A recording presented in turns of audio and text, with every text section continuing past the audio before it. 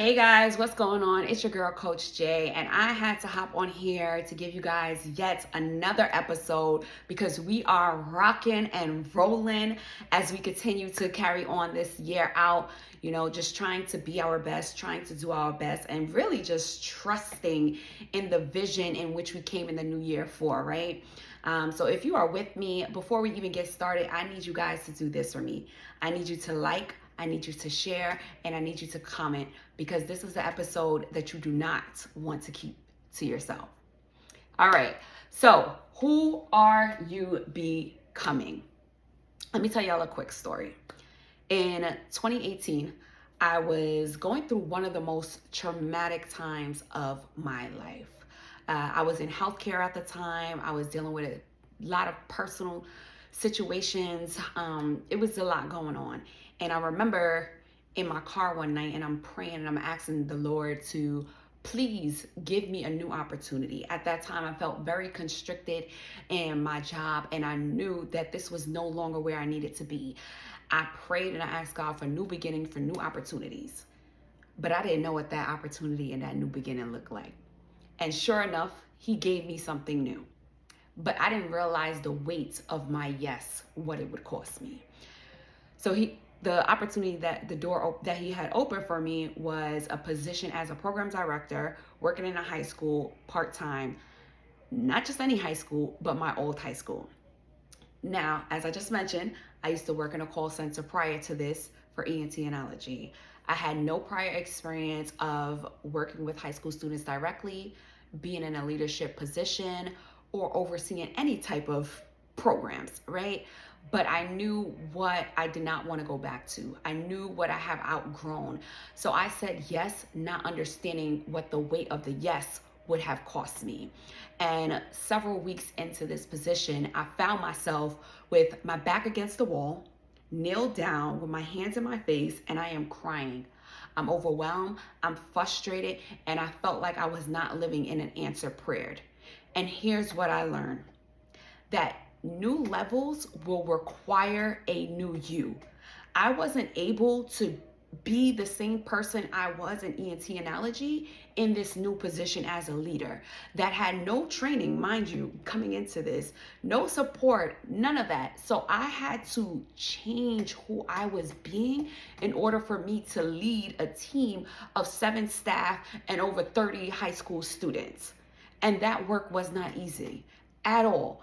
But again, I wasn't able to do the work that it required of me if I didn't change who I was being.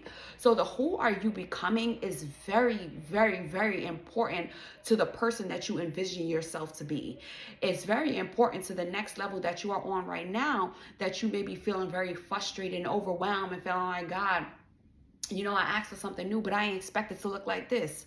I asked for something new, but I didn't expect for it to be this heavy. I didn't expect the weight to be this heavy, Lord, right? Maybe it's because you have yet to become the person that is required to be able to fulfill the mission or the purpose that you're supposed to carry out in that space. So we gotta like take some time. We gotta reflect on, first of all, who are we being, and then what is required of us, and then who are we becoming in this process.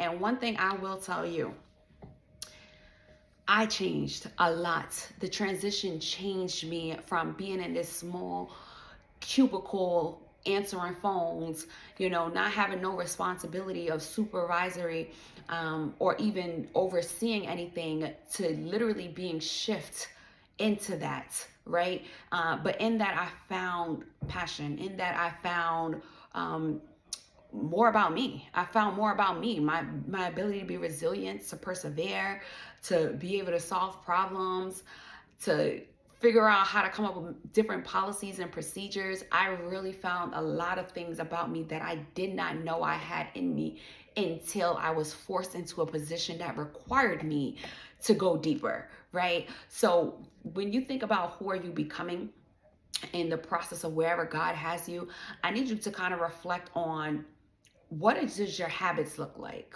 What are you being intentional about? How are you thinking? What does your day-to-day look like? Because all of these takes an account for the person that you are becoming, right? So if you don't like who you're being at this time and you feel like you need something different, then we got to check a few things here, right? We got to check what your mindset look like, what your character traits look like, what type of attitude are you carrying. All of these plays a big part in who are you becoming. And I had to spend a lot of time in shifting me in order to shift that program. Okay. And I failed to mention that this program was also below average when I got hired, and it needed to be above average in 1 year in order for it to get funded for another 5 years. And glory to God, right? And all the hard work that I put in, we were able to get that program funded for another 5 years. But again, I had to shift. I had to shift my mindset. I had to shift my attitude, right? The way that I thought about life, the way that I thought about myself, right? My confidence and my ability in order to lead others. And then my character, it shifted. It's in that process, right? The quality of who I was shifted when I had to step up. So in this process, you won't always have to do the character work itself. It will happen in the process. It will happen in the process. But are you self-aware of what's happening for you in that process? Are you self-aware of what's happening for you in that process? So, the who are you becoming is a lifelong journey. It is a lifelong journey. It's not something you can rush. It is something that happens over time and not overnight. And every next level that you get to will require you to become someone new for the mission that you are on, for the purpose, for whatever your purpose is. And you got to just ask yourself, what work am I doing or am I not doing to help me to complete the level that I'm currently at, right? And because I know we want to keep going higher. I know I want to keep going higher.